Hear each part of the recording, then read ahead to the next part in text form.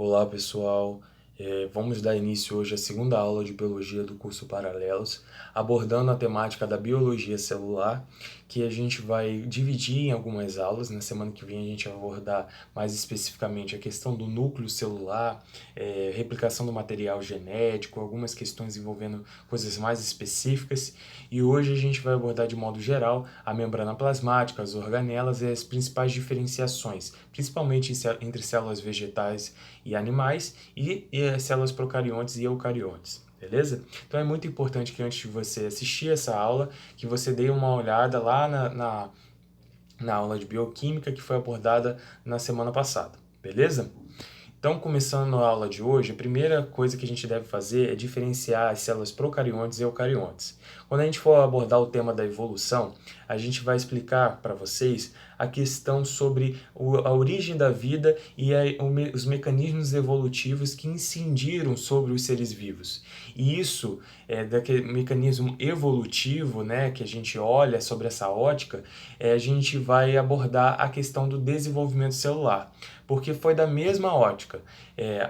Os seres mais primitivos tinham células menos especializadas e conforme a evolução foi exercendo uma pressão sobre os seres vivos, né, as células foram estimuladas a se especializarem. Então hoje a gente tem seres vivos, né, organismos com células mais específicas. Então os seres humanos, por exemplo, a gente vai falar de diversas células mais especializadas, né, dos sistemas sistemas orgânicos que compõem o ser humano, e a gente vai dar alguns exemplos de células para vocês e os mecanismos específicos de cada célula. Tudo bem? Mas a primeira diferenciação que a gente tem que fazer aqui nesse slide é de procariontes e eucariontes. E os seres mais primitivos que a gente viu surgir, né, na face da Terra seriam os seres procariontes, que são seres mais primitivos que hoje a gente convive com eles, que são as bactérias. As bactérias são o principal exemplo de seres procariontes existentes e que foram os primeiros a dar os primeiros passos aqui na Terra como seres vivos. E qual é a principal característica desses seres procariontes? A primeira delas é que eles não possuem núcleo. Núcleo celular, os seres procariontes não apresentam. E o que é o núcleo celular? Seria um material genético condensado, né, num núcleo, delimitado por uma membrana, né, que na célula animal a membrana seria a carioteca. Beleza? No procarionte, o material genético ele fica na forma de cromatina, né, que seria um material genético mais condensado, e essa cromatina ela fica dispersa, né, dispersa no meio do citoplasma, tá bem? Citoplasma, que é esse líquido aí que está no meio da célula, que seria como se fosse um gel, e que o material genético estaria disperso aí nesse meio, beleza? O ser procarionte também apresenta inúmeros ribossomos, tá? Anota isso aí, que mais para frente a gente vai falar da função dos ribossomos, e isso é muito importante para a homeostase, né, desses seres procariontes. Os seres procariontes também apresentam uma parede celular que vai ser muito importante para a proteção e também para a manutenção da estrutura desses seres procariontes. Também apresentam algumas bactérias, alguns seres procariontes, um flagelo, que seria essa cordinha aí no rabinho da bactéria, que vai ser muito importante também para a movimentação desse ser procarionte. E como apresentado na figura aí para vocês, os seres eucariontes, né, que seriam as células animais, células vegetais e outras células de outros reinos mais específicos, né, a gente vai se deparar, né, com algumas organelas mais específicas que a gente vai comentar aqui nessa aula. Bom, olhando para os seres eucariontes, né, que são os atores principais aqui dessa aula, a gente vai abordar tanto a célula animal quanto a célula vegetal. E entre eles há uma grande diferença, tá? Tem organelas específicas na célula vegetal, como os cloroplastos, que vão estar envolvidos aí no processo de fotossíntese. A célula vegetal também apresenta uma parede celular que é muito importante para a homeostase estrutural e também na dinâmica metabólica dessa célula vegetal, beleza? E essa célula vegetal vai apresentar uma parede celular de celulose. A célula vegetal também apresenta um grande vacúolo, que seria uma bolsa de água bem grande no meio da célula, que eu vou falar para vocês da importância desse vacúolo mais para frente. e a célula animal apresenta outras diferenciações, como por exemplo, a ausência, né, de parede celular, a célula animal só apresenta a membrana, e também a reserva energética, que na célula animal utiliza o glicogênio, né, que é a principal reserva energética. Lembra que eu falei para vocês de polissacarídeos lá na aula passada? Então, na célula animal ela armazena em forma de glicogênio, né, para quando necessitar de energia, ela quebra esse glicogênio em glicose e aí ela tem energia disponível, beleza? A célula vegetal já é diferente. A célula vegetal apresenta como principal reserva, né, o amido, que vai ficar armazenado aí dentro da célula vegetal e aí vai servir de reserva energética para essas células. Bom, então começando aqui, vamos começar pela membrana plasmática. Eu falei para vocês dos fosfolipídios, né, que seria uma parte lipídica mais hidrofóbica. Lembra desses conceitos? Que seriam que não tem afinidade pela água. Então os lipídios que, como eu mencionei para vocês, são parecidos, são as determinadas gorduras, né? Então lembra lá, quando a gente taca óleo na água, o óleo não se mistura à água porque ele é hidrofóbico, né? Ele tem uma estrutura que vocês vão ver lá na química, que é apolar, então por isso que não dissolve na água, que é polar. E o fosfolipídio, né, ele tem essa característica de ter essa parte apolar, né, do lipídio que não se dissolve na água, ou seja, é hidrofóbica, e ele apresenta uma parte iônica, né, que é a cabeça desse fosfolipídio, que apresenta um grupamento de fosfato, beleza? Esse fosfato vai conferir uma camada, uma característica, né, uma capacidade de ligação hidrofílica. Esses conceitos, gente, tem que estar na cabeça de vocês. Hidrofílica apresenta afinidade com a água. Hidrofóbica, de fobia, não apresenta afinidade com a água. Então, o fosfolipídio, ele apresenta uma parte que tem afinidade com a água e outra parte que não tem, que é a parte lipídica. Isso é muito importante para a manutenção, né, da homeostase, porque aí a gente consegue adsorver na membrana plasmática tanto substâncias de característica hidrofílica, né, quanto substâncias de característica hidrofóbica. Então isso é muito importante porque a gente precisa dos dois. A gente precisa de água, a gente precisa de gordura, a gente precisa de proteínas, a gente precisa de diversas substâncias que vão ter características diferentes, beleza? Nessa membrana plasmática também apresenta outros tipos de estrutura, né? Então, além da bicamada lipídica, ou seja, bicamada, duas camadas, então vocês conseguem observar que há vários fosfolipídios com a cabeça para cima e a camada de baixo, fosfolipídios com a cabeça para baixo. Tudo bem?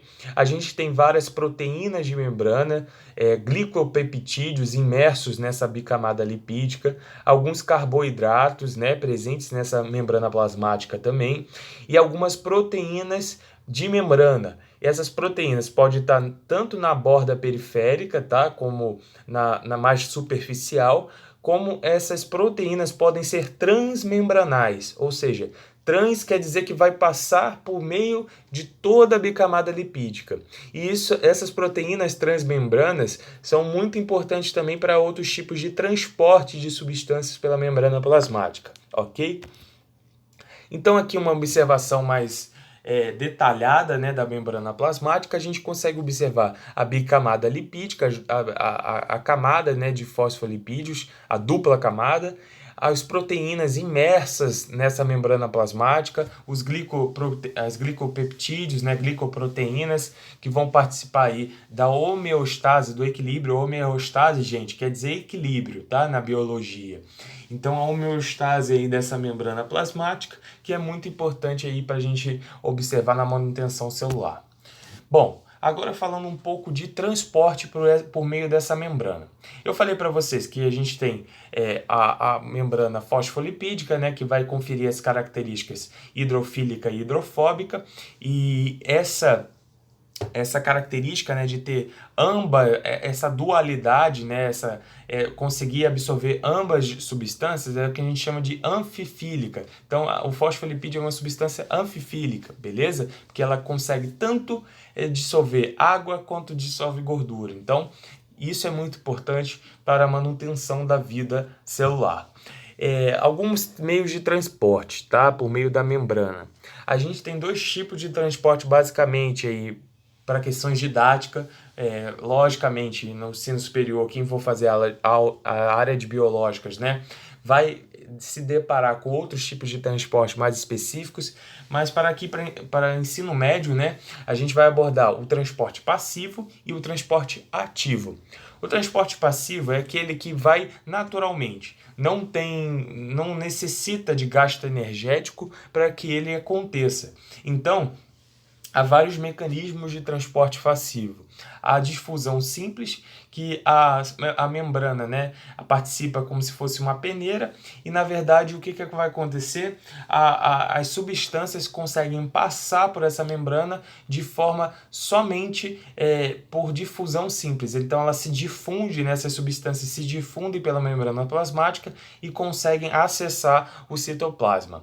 Outro tipo de difusão é a difusão facilitada, que é nada mais nada menos que uma difusão simples que passa por meio de uma proteína transmembrana.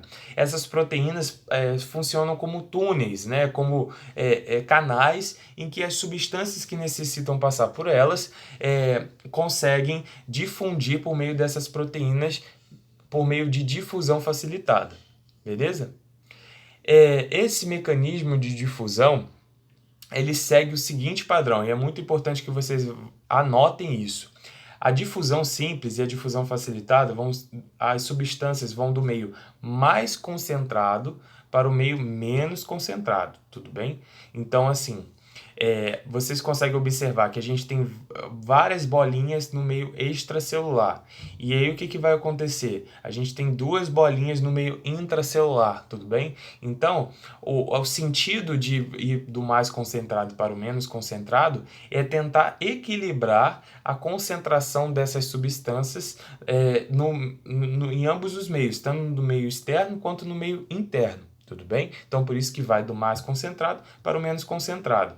Para vocês entenderem de forma mais específica, vamos imaginar que a gente está numa sala, né, que precisa entrar 10 pessoas no meio da pandemia do coronavírus. Beleza? Se ficar todo mundo concentrado num canto dessa sala, vai ficar ruim, né? Porque você vai predispor a infecção, né? A contaminação pelo coronavírus. Então, qual é a importância de todo mundo se difundir? Para a concentração dessas pessoas, né, no ambiente seja mais uniforme possível. Então eu vou separar essas pessoas vão para os cantos, né, e ficarem mais bem distribuídas pelo meio. Isso ocorre também nessa questão da célula. Então a concentração de substâncias faz com que elas migrem, né, para o meio que está menos concentrado para poder equilibrar essas substâncias, tanto no meio interno quanto no meio externo, tudo bem? Então isso seria a difusão simples e a difusão facilitada.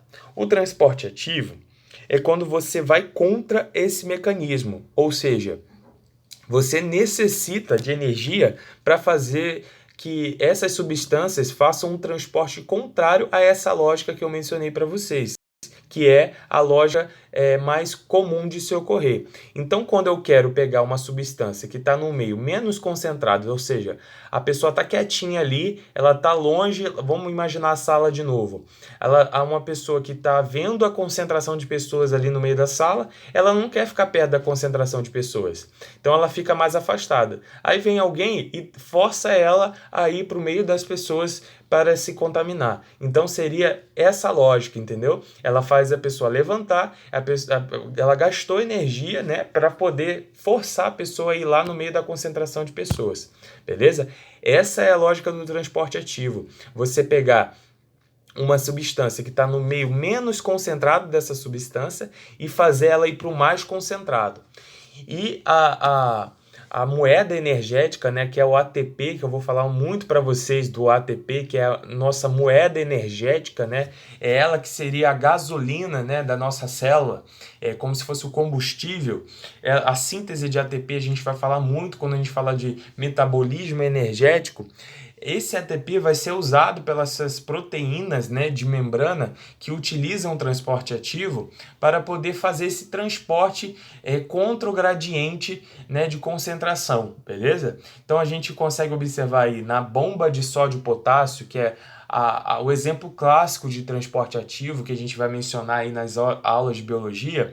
A bomba de sódio-potássio, ela tenta equilibrar a concentração, a maior concentração de sódio, né, que é o Na+, no meio extracelular, e manter a maior concentração de potássio, né, que é o K+, no meio intracelular.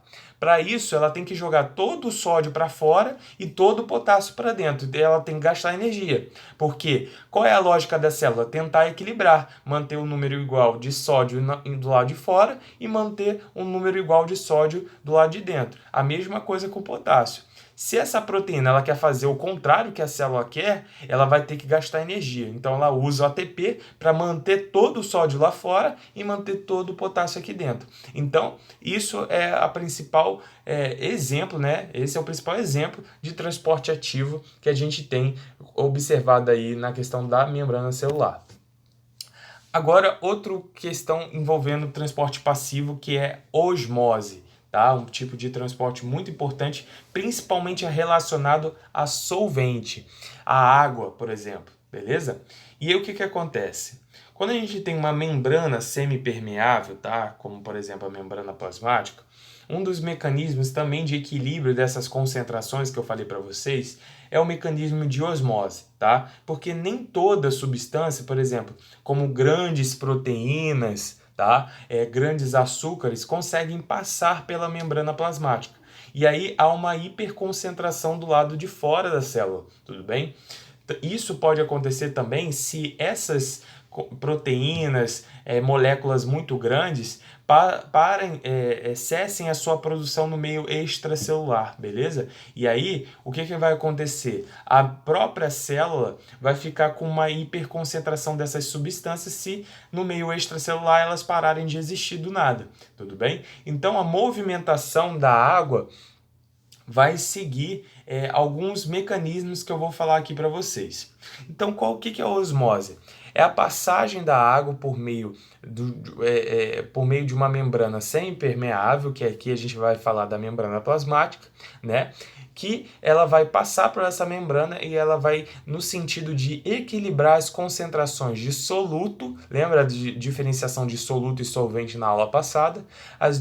A concentração de soluto, tanto no meio interno da membrana semipermeável, como no meio externo da membrana semipermeável.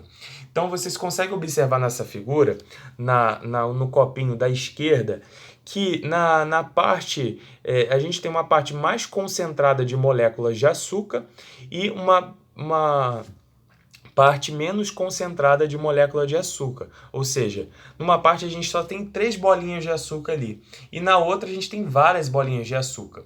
E qual que vai ser o sentido dessa água, né? Então essa água ela vai tentar passar, né, do meio que está menos concentrado para o mais concentrado, no sentido de igualar essas concentrações, beleza? Então, isso que é a lógica mais específica, né, de tentar vocês entenderem, né, que a movimentação da água pela membrana semipermeável, vai favorecer a igualar essas concentrações, beleza? Então, isso é muito importante. Fazendo uma analogia para vocês entenderem o que é osmose, né, vocês conseguiram identificar o exemplo do difusão facilitada e do transporte ativo.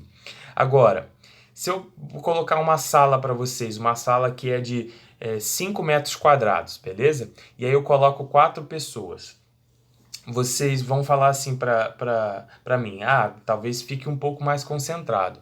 Agora, se eu colocar 10 pessoas nessa sala, né, a gente vai ficar mais concentrado ainda de pessoas ali dentro, tudo bem? Então, a gente vai ter muitas pessoas para um ambiente muito pequeno. E aí, o que eu vou tentar fazer? Eu vou pegar essas 10 pessoas e vou levar para uma sala, né, de 50 metros quadrados. Ou seja, eu diluí essas pessoas para um ambiente maior. esse é o sentido da osmose, você criar um ambiente maior, criar uma sala maior, entendeu? Então você pegar essa água que está ali no ambiente que tem menos soluto e levar por meio da membrana semipermeável para um ambiente para dissolver esse ambiente que está mais concentrado de gente ali, mais concentrado de substâncias. Então esse é o movimento da osmose, o movimento da água pela membrana semipermeável que vai do meio menos concentrado para o mais concentrado. Vocês viram que o sentido da água vai diferente do sentido das substâncias pela difusão facilitada, beleza? Então, se atentem isso para vocês não se confundirem. Então, olha aí a principal diferença de difusão e osmose. A difusão vale mais da questão da concentração, né, das substâncias do soluto. Então você vai do meio de alta concentração para o de baixa concentração. Ou seja, esse é o sentido da movimentação das moléculas, tudo bem? Então elas estão todas aglomeradas ali no meio. E qual é o sentido delas? Delas se dispersarem para que a concentração seja mais uniforme no meio ali que a gente está falando, beleza?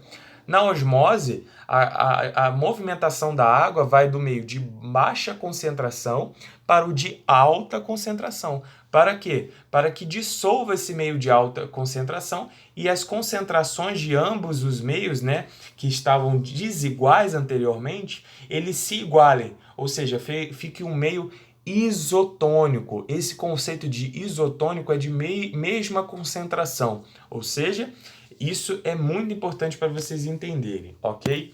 Então, dentro dessa lógica aí, para a gente terminar esse conceito de osmose, então, como eu falei para vocês, a solução isotônica, né, é aquela que tem mesma concentração.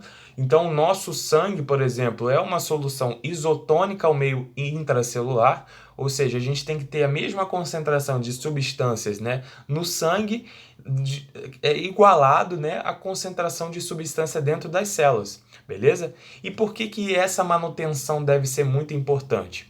Porque se o meio extracelular, que é o meio do sangue, né, está com uma concentração muito baixa, né, de substâncias, a gente vai observar que a água vai tentar migrar para dentro da célula para compensar essa diferença de concentração e igualar a concentração do meio intracelular ao que a baixa concentração do meio extracelular, tentando dissolver essas substâncias que estão dentro do meio da célula, tudo bem?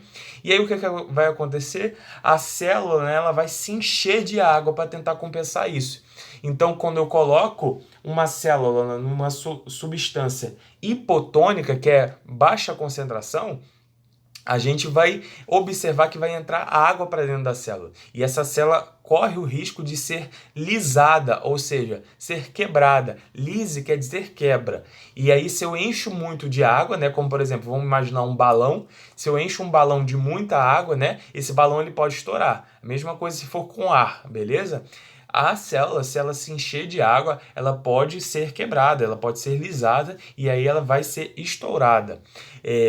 Quando essa célula não consegue, né, ser estourada, mas ela fica bem cheinha, a gente chama de turgência ou célula túrgida, né? Como ocorre aí na célula vegetal, que a parede celular inibe que ela seja quebrada, né, seja lisada, e aí ela fica uma célula túrgida, uma célula cheia. Agora, quando eu coloco essa célula, né, no cenário anterior, a gente colocou essa célula no meio hipotônico, que é um meio menos concentrado, beleza? Agora, quando eu pego essa célula e coloco ela no meio mais concentrado, ela vai tender a perder água para o meio, beleza? Por quê? Para tentar igualar a concentração do meio à concentração dentro da célula, tudo bem? Então, ela vai perder água para ela ficar mais concentrada no meio intracelular e a concentração se igualar com a do meio. Então, o que vai acontecer? Ela vai ser uma célula murcha, ela vai murchar, então ela vai perder água e vai ficar totalmente murcha. Então, vocês conseguem observar que ela diminuiu de tamanho para o tamanho normal, a gente consegue observar uma célula animal e uma célula vegetal aí, e essa célula pode ter uma característica plasmolizada, que é o que diz, que caracteriza essa murcheza, tudo bem? Para vocês entenderem um pouco dessa questão, vamos observar, por exemplo, o alface. Quando vocês vão fazer salada, por exemplo, a gente vai fazer a salada, a gente taca sal na salada, né, no alface, 1 hora depois a gente vai na geladeira e consegue observar que o alface está todo murcho. Tá? Por que aconteceu isso? Porque quando a gente taca sal, a gente criou um meio, né, extracelular fora das células vegetais, totalmente concentrado de sal ali fora. Beleza? E aí o que acontece? A célula vegetal começa a perder muita água, né, para poder dissolver esse sal lá fora e igualar a concentração de sal tanto fora da célula como dentro da célula, tudo bem? Então, vocês observaram um exemplo prático, né, que é a salada, que ela fica muito murcha porque perde água para poder tentar igualar essas concentrações, beleza? Então, isso é o mecanismo de osmose, é a movimentação da água pela membrana semipermeável, beleza? Outros meios de especialização de membrana, né, para tentar muitos especialistas, né, literaturas falam desses mecanismos, que é o mecanismo de fagocitose, pinocitose e exocitose, que é a entrada de grandes partículas, né, principalmente, e também a excreção dessas partículas posteriormente, para também a gente falar sobre digestão celular. Então, quando a gente apresenta, né, algumas partículas muito importantes, né, que necessitam ser digeridas pela célula para a manutenção do metabolismo celular, como, por exemplo, grandes proteínas, né, algumas substâncias dissolvidas. A gente vai observar, né, a ingestão da célula por meio de dois mecanismos, o mecanismo da fagocitose e o mecanismo da pinocitose. Então, as células elas vão abrir dois bracinhos, né, tentando abraçar essas partículas alimentares. Então, elas vão envolver essas partículas alimentares por meio de pseudópodos, que são tipo duas perninhas, né, que vão abraçar essa partícula alimentar e formar um fagossomo, que seria uma bolsinha dentro da célula. Esse fagossomo vai para ambos os setores, né, da célula, ambas organelas, várias organelas, e vai participar aí jogando, né, essas substâncias para o metabolismo celular. A fagocitose é a ingestão dessas partículas sólidas, né? E a pinocitose seria a ingestão dessas partículas dissolvidas em um meio líquido, tá? Seria partículas mais líquidas, né? Que formaria o pinossomo, beleza? Então, é muito importante vocês entenderem esse mecanismo de fagocitose e pinocitose, porque a fagocitose vai estar muito envolvida quando a gente fala de imunologia, porque a gente tem algumas células especializadas em fagocitose, tá? Que vão ser muito importantes para a defesa do nosso organismo, que elas vão fagocitar seres agressores como bactérias e vírus, beleza? Então, entender esse mecanismo de fagocitose é muito importante para a gente saber das questões que a gente vai falar nas próximas aulas.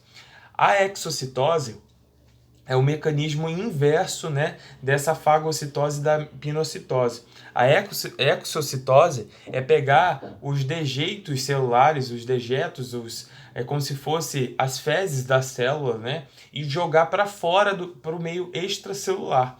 Então, as partículas foram digeridas dentro da célula, até organelas foram digeridas, e esse lixo celular, né, ele deve ser jogado para fora. E o mecanismo de jogar para fora seria a exocitose, beleza?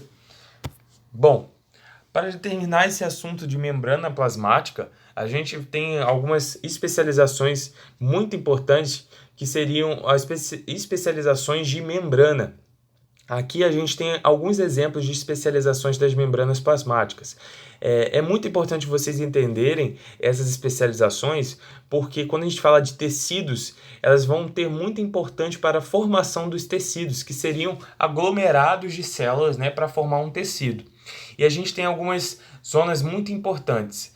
A gente apresenta aí as junções comunicantes, que vão participar aí tanto, né, da comunicação extracelular como a comunicação entre as células. Então, elas vão criar túneis, né, de comunicação entre as células, e então é muito importante, principalmente quando a gente está falando de tecidos, né, manter essa comunicação entre as células dos tecidos. As zonas de oclusão, zônula de oclusão, que está bem na parte apical da célula, ou seja, na superfície, mais próxima da superfície, ela vai ser muito importante para vedar a célula. Vedar o espaço intercelular, ou seja, entre as células, beleza? Essa zona de oclusão está muito presente na pele, tá? Então, as células da pele, elas apresentam várias zonas de oclusão entre elas para não deixar passar nada nesse espaço intercelular. Ou seja, qualquer substância que for de fora do tecido, obrigatoriamente ela tem que passar por meio da célula, por dentro da célula. Então ela não pode passar por um espaço entre elas, beleza? Porque aí facilita que a célula identifique, né, seres patogênicos, né, e proteja o nosso corpo contra alguns agressores, beleza? As microvilosidades, que estão presentes mais na superfície de algumas células, como por exemplo as células do intestino, que apresentam essas microvilosidades, né, que essa membrana fica dobradinha na zona apical para aumentar a superfície de contato. Então a função das microvilosidades é aumentar a superfície de contato, beleza? A gente tem as zonas de adesão e as zonas e os desmossomos, que também vão participar aí da manutenção estrutural da célula e também de adesão entre essas células de um mesmo tecido. Isso facilita a formação desse tecido celular, beleza? Bom, essa é a primeira parte, né, da aula sobre a questão da membrana plasmática. Eu vou dividir ela em duas para vocês não ficarem muito sobrecarregados.